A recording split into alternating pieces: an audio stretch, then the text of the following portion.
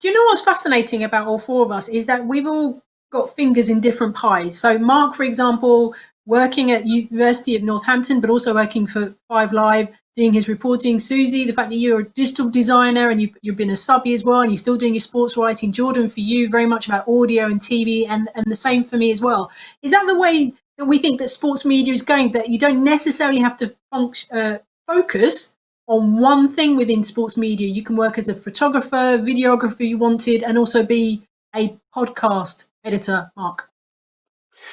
I think certainly as you're developing your early career in sports media, you do have to be the jack of all trades, hopefully master of one at least, and you find your niche and you find the one that you like.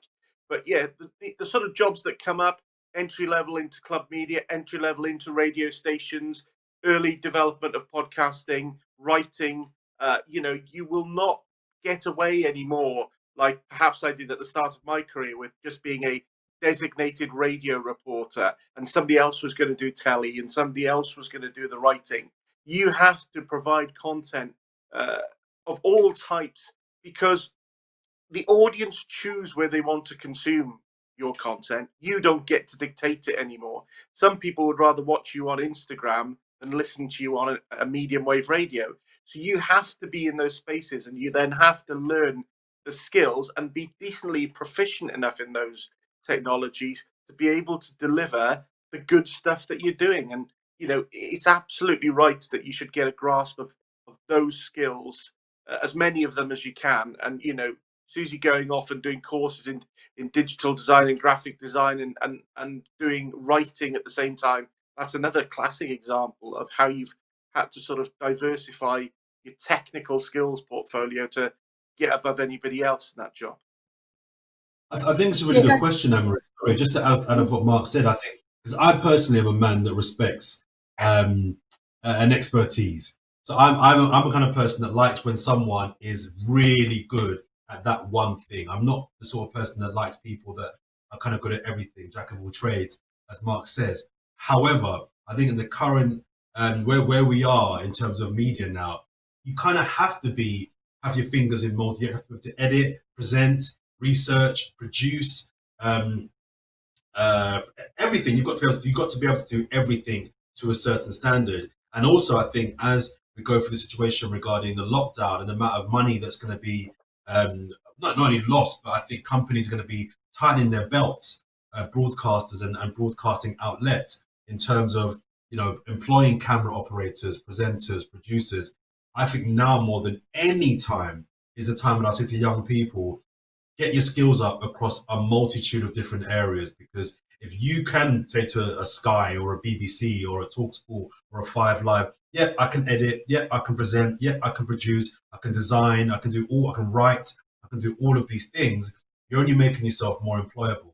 So while it may feel like more work because you're doing essentially 4, 5, 6, 7 jobs in a way that 20 years ago you were just a camera person or you were just a writer, it feels like more work. But I think if you get it right, you actually bring in more work because you now can charge more, because you can say, look, I can do the whole job for you, rather than you paying 5 people to do 5 jobs. Just give me all the money and I will do it all myself. So I think while I'm someone that respects a specialist trade, I also understand that nowadays, unless you are amazing at that one thing, you have to be brilliant at that one thing to be employed on that one thing. And if you're not in that kind of 1% bracket, you have to be able to diversify in terms of skill sets in multimedia. I think that's really important. I was going to say, I was going to bring you, Susie, from a newspaper perspective, we are seeing a lot more journalists now, not necessarily just writing columns and match reports. They're actually doing live match reports on the whistle through their using their mobile phones. Yeah, I think it's really, really important that we remember that not that we remember that we're realistic about the industry and where it's at, because we all love us and we all think we've got the best job in the world, and we want to see more people get into it, and we can see opportunities that are there for people to get into it. But at the same time, we're painfully aware is in this industry at the same time, in that obviously before coronavirus, all news outlets, be it or paper or broadcast were all struggling with how you make money producing news and content when you've got Facebook and Google sweeping up on advertising. Every single outlet has struggled with that issue. And now you've got coronavirus and the lockdown on top of that, putting even more pressure on industry finances. So this industry are difficult to get into. So in a sense, having a specialism and having a niche is really important, because and finding an area that is undercovered, like women was a couple of years ago, and recognizing that is going to be an area that is to have to grow despite the sort of downturn in jobs within the industry. That's a really good thing to do. But yeah, having a multitude of skills, being able to go to a ground, write a match report, and speak about that outside the grounds. I mean, I think it's when The Athletic popped up that they went after the writers with huge social media followings, as well as being incredibly talented journalists in their own right. They went people who have a very good following across a multitude of platforms, not just specifically for the organisation that they work. If you've got a journalist that is able to kind of tweet out a video to 300 people and then write it on the Whistle match report or do an in-depth interview, all of those are really, because that helps your organisation's profile grow as a result, even if it's on their own social channels or whatever it may be. So yeah, it's hugely important for people to have as wide a range of skills as possible, because it is a difficult industry to get into. It also helps you get your foot in the opening that is available to you. When I came in, I applied for a sub-editor job at The Guardian. I didn't get it. I asked shifts. They said, we really liked your layout. Do you want to come and do some layout shifts? Now, if I was just a sub-editor and going for sub-editing jobs, I didn't get a job. I took with me a portfolio of design work, of written work, of editing work. They offered me on something that I hadn't applied for. I wanted that more than I wanted to be a sub-editor, but I was just for absolutely everything that I could, in the hope that one of them just got my foot in the door. So, like, if you have a diverse skill set, you're going to be able to apply for more opportunities when they become available, and pitch yourself around more, purely because more people are, you're applying for a much wider range of jobs that are out there. If one takes off, but you want to be in a particular a different area, you start off as an editor and you want to be in broad, just getting your foot in the door for that first time makes such a huge difference. Seeing one little bit of experience on your CV that is paid experience in this industry really matters. So if you can get your foot in the door in a way necessarily your first choice, is super important. Like when I was editing and doing layout, now I'm writing full time. That's within a 3.5 year period.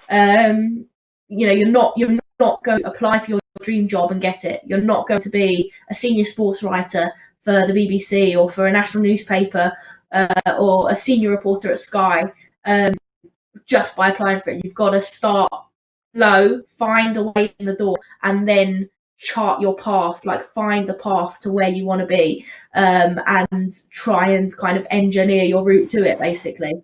It's a maze. Let's talk about that maze then, because that's a lovely segue into the next thing I want to discuss with you guys, is about after graduation for students. Once they've got that sports media degree, whatever shape or form that takes, I get the feeling sometimes when I've spoken to students when they've left university, and they say, I can't, I've only left 6 months ago and I can't get a job at Sky or BBC or somewhere else. And Mark, I'd like to come to you about this one. Do we need to manage expectation a little bit? Yeah, I mean, what I always say to my students who join my course is, we will teach you to the best of our ability and we will make you match fit for the industry. But what the industry needs to see is that you want it more than anybody else. And you can have a piece of paper from our university, But what proves you're a good student on a multimedia sports journalism course is the same thing that proves you're a good person to have in the workplace. And that's going for the opportunities that lie in front of you from day one. Anybody who goes for any sort of sports news qualification or sports media qualification does the qualification and then walks out and thinks the doors are already open, haven't, in my view, taken the opportunities that landed before. And you can only get better on that degree or whatever qualification it is. And you can only get better in job opportunities if you take voluntary work at your own local non-league football club or your local netball club or something like that. And you're looking to always have a go at it. So personally, from what we try to do at Northampton is, yeah, of course, we'll teach you informal lessons. But every one of you is out there writing for the Northampton Town Academy team or the Saints rugby team or doing stuff from day one.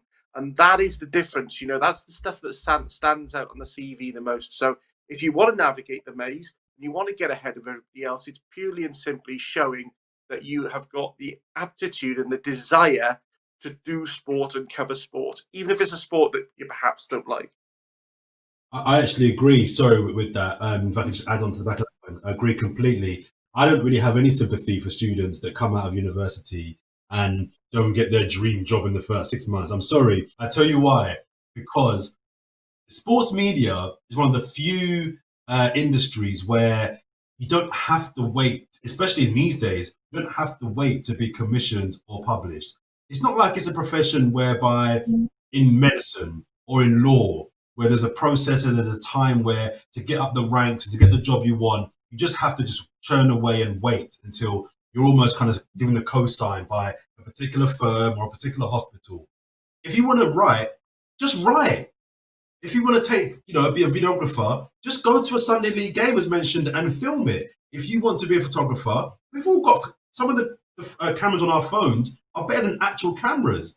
There isn't any excuse anymore. So I don't really have an excuse for students that, say, oh, I want to be a journalist or I want to be a videographer, but I can't get a job at Sky. Well, I'm sorry, but you don't have to wait for Sky to take pictures. Sky, that job will come if you're good and you're persistent. But in the meantime, just go to your local park. Be creative. You don't need to wait for anything or anyone to be able to really build up that bank of experience and skill sets that maybe in a year's time when a job does come up at a Sky or a BBC or a Guardian or a TalkSport, now you're a bit more equipped for that job because you've had a year's work under your belt, filming or writing about, as Mark mentioned, a sport that maybe you didn't love, but it shows willing and it shows intent and it shows initiative. So when I do a lot of talks, I speak to young people that are like, oh, I left uni a year ago, 6 months ago, and I can't get a job at BBC. I'm like, why are you waiting for the BBC? Just get your phone, get a pen and paper, go out and write, go out and take pictures, set up a blog, set up a YouTube channel, set up a podcast. You don't have to wait anymore in a way that when we all came through, there wasn't this YouTube thing, there wasn't this podcast thing coming out. You got it easy now. These people have got it so much easier now. So I have very little sympathy, if any at all, when I hear young people talk about not getting their dream job very early. I'm sorry, no sympathy at all. Sorry. No, that's okay. I was as you were talking, I was reminiscing about when after I left university, it took a bit of time. I got a job in TV production and I worked as a runner. And I remember for the first few months of working as a runner, I was literally buying teas and coffees for the staff and booking guests, sorting out taxis, getting lunches, photocopying, filing, doing database work. And that was for a good year before I was even allowed to take that step up and become a junior researcher. I had to really, really graft in that first year. And I also was told by my very good university lecturer, told us all to start building our network from the second year when we were at university. And we're all thinking, we've got 2 years yet before we graduate and go and find jobs. And he was saying, you need to start building your network now. Start trying to go for coffees for people, start identifying companies you want to work for and look at the job applications and see how you can develop yourself as a person and your skills to apply for those jobs. Because at my uni, they were very clear that you cannot expect to walk into a job straight away the minute that you graduate